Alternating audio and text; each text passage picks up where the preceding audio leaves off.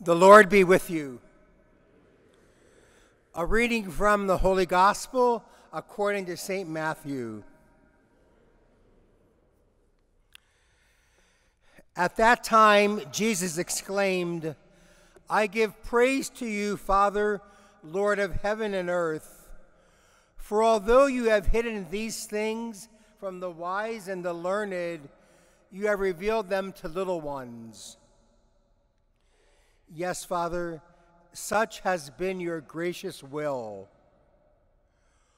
All things have been handed over to me by my Father. No one knows the Son except the Father, and no one knows the Father except the Son, and anyone to whom the Son wishes to reveal him. Come to me, all you who labor and are burdened, and I will give you rest. Take my yoke upon you and learn from me, for I am meek and humble of heart, and you will find rest for yourselves, for my yoke is easy and my burden is light." The Gospel of the Lord.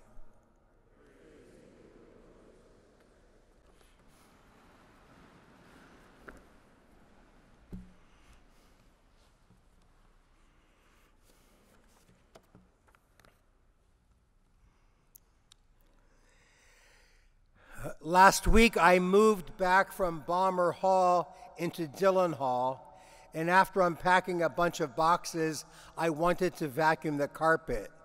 So I went out into the hallway to look for a vacuum cleaner and saw one of the guys who's cleaning the hall.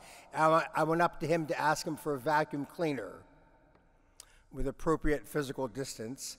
And I noticed that he had a scar all along the side of his head. And I asked him about the scar. And he told me that he had had 9 surgeries because of a brain tumor that they discovered 10 years ago because of a series of seizures that he had had over many years. He told me it has been 10 years since the last of the 9 surgeries, maybe 9 years, and he has had no reoccurrence of cancer since then. And I said to him something like, "Wow, you can't even be 35 years old, and you've had a rough life. A lot of pain, a lot of difficulty." And he said to me, "But I am so blessed by God." And went on to tell me about the blessings in his life, his health, his wife, his 2 children, his job at Notre Dame. I wanted to tell him, "Stop talking, I'm going to start to cry," as he recounted all these blessings in his life. Not long after that conversation, maybe half an hour, I was back in my room and I sat down to look at the readings for today, and I read this line. Jesus exclaimed, "I give praise to you, Father, Lord of heaven and earth, for although you have hidden these things from the learned and the wise, you have revealed them to little ones." How could I not think of this man who has had 9 surgeries in his life and sharing with me all the blessings of his life?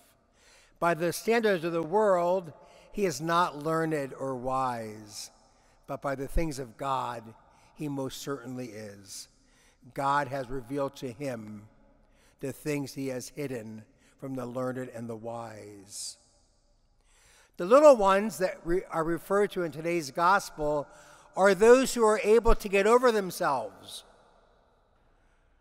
those who are not taken up with themselves, those who don't take a bow in the mirror when they walk by it every time, those who have made space for God in their lives, those who know that God is Father and Mother and takes care of them.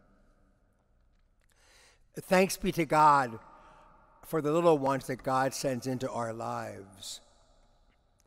In the Moreau class that I teach at Notre Dame, one of the assignments to my first-year students is always to go out for 30 minutes and interview and talk with someone who works in the cafeteria, someone who cleans the hall, or someone who works on the grounds, and then to write about it.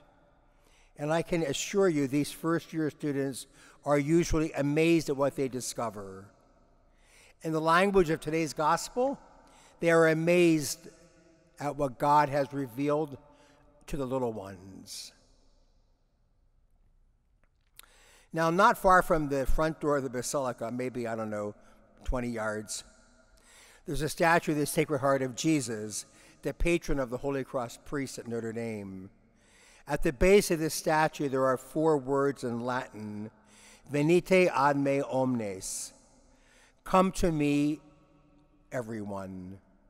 The words are taken from today's gospel. I think about those words and I go to that statue because I'm regularly tired and burdened. And perhaps you're tired and burdened for the same reasons that I am. Let me explain. Last week we celebrated the feast of St. Junipero Serra.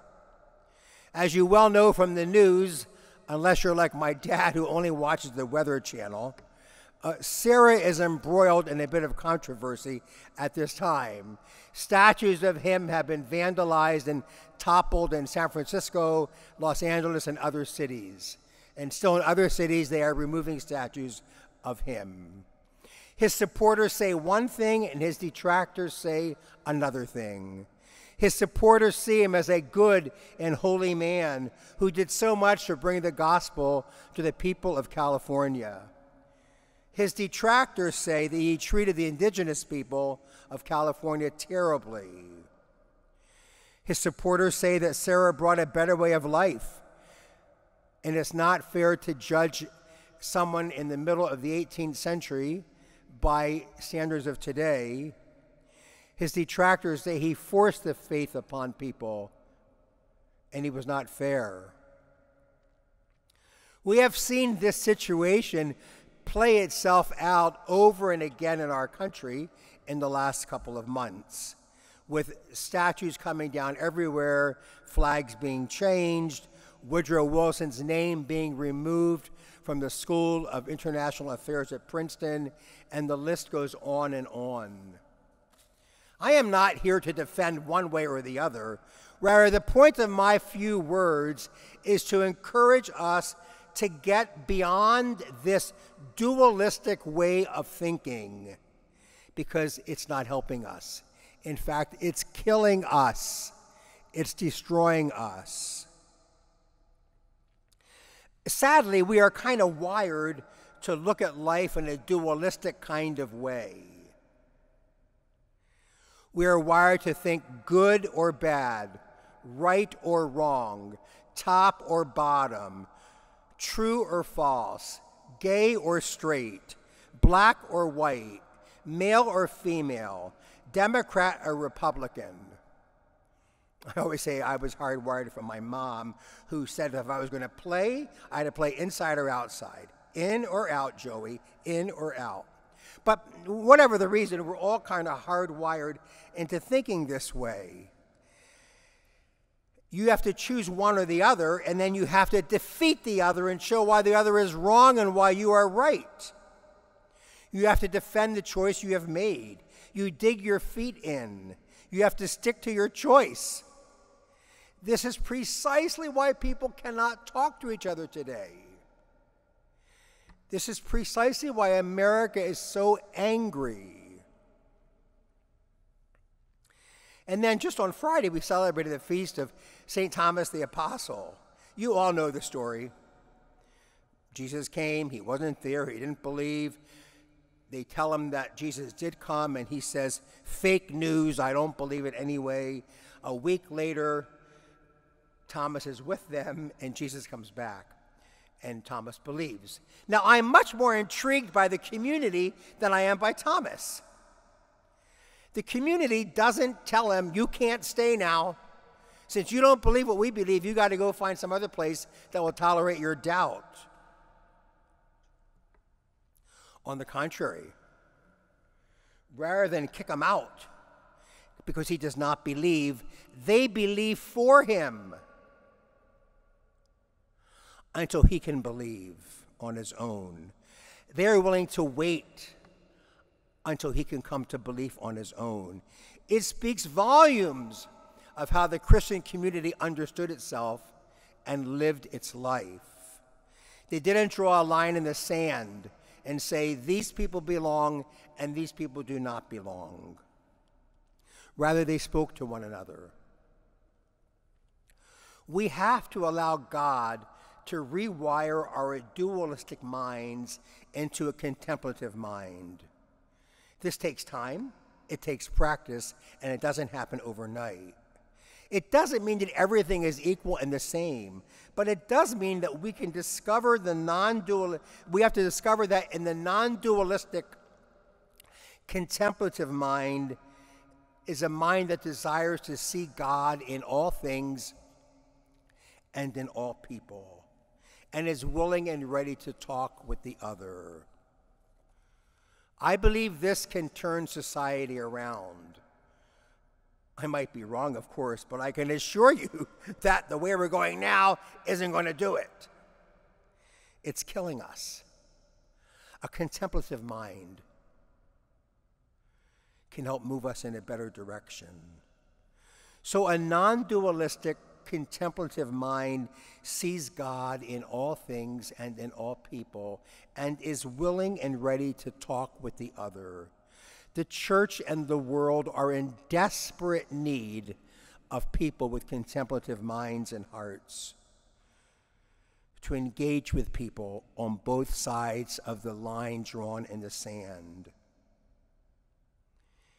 Heeding the call of Jesus, "Come to me, all you who labor and are burdened." Coming to him, resting in him, being with him can help change dualistic minds into contemplative minds. So I just want to say, let's stop drawing lines in the sand, please. And if you must draw a line in the sand, at least recognize that God is on both sides of the line.